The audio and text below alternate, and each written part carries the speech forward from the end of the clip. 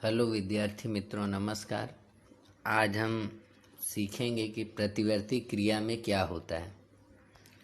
सबसे पहले ये समझने की ज़रूरत है कि प्रतिवर्ती क्रिया होती क्या है।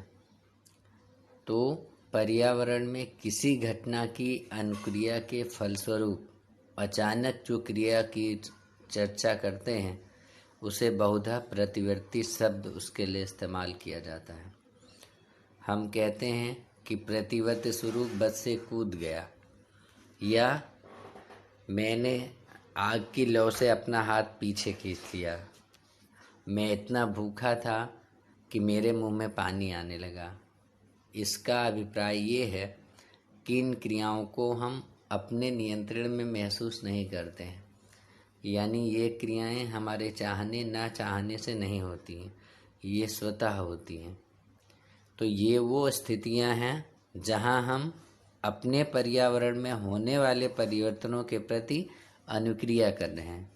यानी प्रतिवर्ती क्रिया क्या है कि हम अपने पर्यावरण में होने वाले परिवर्तनों के प्रति जो अनुक्रिया करते हैं उसे प्रतिवर्ती क्रिया कहते हैं। फिर से समझेंगे। जब हम अपने पर्यावरण में होने वाले परिवर्तनों के प्रति अनुक्रिया करते हैं तो उसे प्रतिवर्ती क्रिया कहते हैं। अब ये चित्र हम देखेंगे, इसमें अगर देखें तो आप यहाँ पे देख सकते हैं कि ये आप हाथ जब हथेली से गर्म चीज़ से किसे छूता है तो संवेदी तंत्रिकाएं इन सूचनाओं को प्रतिसारण तंत्रिका से होते हुए मस्तिष्क तक लेके जाती हैं और वापस मस्तिष्क से वहाँ से प्रेरक तंत्रिका कोशिका ये सूचना लेके आती है कि भाई इस हाथ को पीछे की तरफ खींच लीजिए, और हम तुरंत ही हाथ को पीछे की तरफ खींच लेते हैं। यहाँ पे फिर से एक बार समझेंगे। जैसे ही आपका हाथ गर्म चीज़ से छूता है तो त्वचा के अंदर जो संवेदी तंत्रिकाएं हैं वो यहाँ से सूचनाओं को ले जाती हैं। संवेदी तंत्रिकाएं त्वचा से पहले ग्रहण करती हैं जो उन्हें गर्म लग रहा है, उसके बाद में संवेदी तंत्रिका कोशिकाएं सूचनाओं को लेते हुए प्रतिसारण तंत्रिका कोशिका से होते हुए पहले मेरुरज्जु में जाती हैं और बाद में वो सूचनाएं मस्तिष्क को ट्रांसफ़र कर दी जाती हैं। जब मस्तिष्क को संदेश मिलता है कि भाई हाथ गर्म चीज़ पे गया है तो मस्तिष्क तुरंत सूचना देता है कि वहाँ से हाथ को खींच लेना है, और फिर वो प्रेरक तंत्रिका के रूप में सूचनाएं हमारे हाथ तक आती हैं और हम तेज़ी से अपने हाथ को पीछे खींच लेते हैं।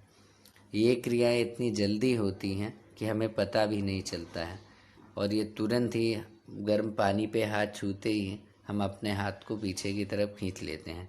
तो ये एक प्रतिवर्ती क्रिया का उदाहरण है। अच्छी तरह से इसे तैयार करना है।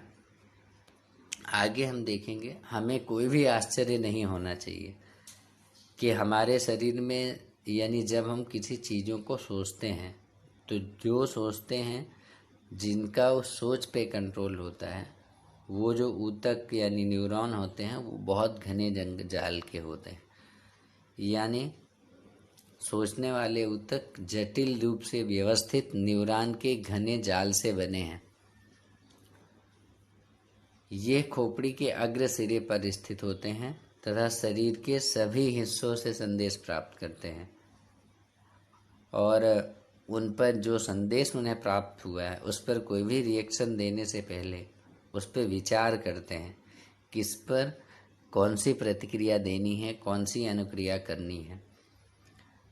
निस्संदेह ये जो संकेत वो प्राप्त करते हैं वो खोपड़ी में मस्तिष्क का सोचने वाला भाग तंत्रिकाओं द्वारा शरीर के विभिन्न भागों से जुड़ा होना चाहिए।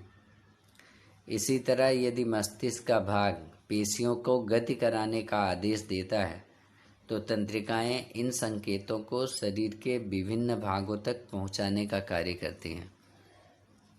एक बार फिर से देखेंगे, हमें कोई भी आश्चर्य नहीं होना चाहिए कि शरीर में जो सोचने वाले ऊतक जटिल रूप से व्यवस्थित न्यूरॉन के घने जाल से बने हैं, ये खोपड़ी के अग्र सिरे पर स्थित होते हैं तथा शरीर के सभी हिस्सों से संकेत प्राप्त करते हैं तथा उन पर अनुक्रिया से पहले विचार करते हैं।